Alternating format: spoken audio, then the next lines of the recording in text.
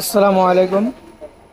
যারা family pack নিছেন এবং পরবর্তী মাসে ফ্যামিলি প্যাক নিতে পারতেছেন না, তারা কিভাবে ফ্যামিলি প্যাক প্যারেন্ট থেকে ফ্যামিলি অ্যাকাউন্ট ডিলিট করে তারপরে হলো ফ্যামিলি প্যাক নেবেন, তাদের জন্য আজকের ভিডিওটি।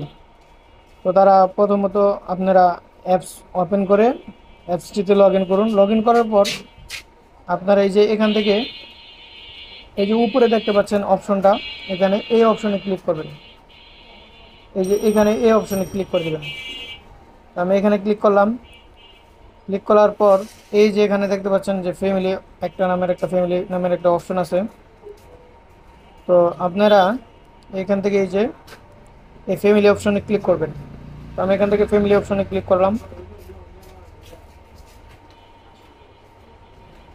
ক্লিক করার পর আপনাদের সামনে এরকম আসবে। আপনারা এখান থেকে এই যে অপশনটা দেখতে পাচ্ছেন ম্যানেজ, এখান থেকে এই ম্যানেজ অপশনে ক্লিক করে দেবেন। তো আমি এখান থেকে ম্যানেজ অপশনে ক্লিক করলাম।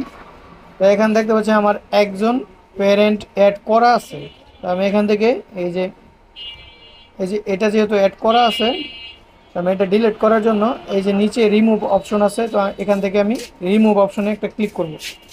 ক্লিক করার পর এখানে একটা টিক মার্ক দিতে হবে।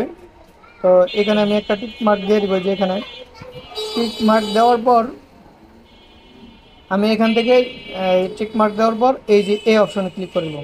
এই যে ডিলিট আইকন একটা দেখতে পাচ্ছেন, এই ডিলিট আইকনের উপর ক্লিক করে দেবো। তো এখান থেকে আবার এই কনফার্মে ক্লিক করব। এই যে এখান থেকে কনফার্মে ক্লিক করব।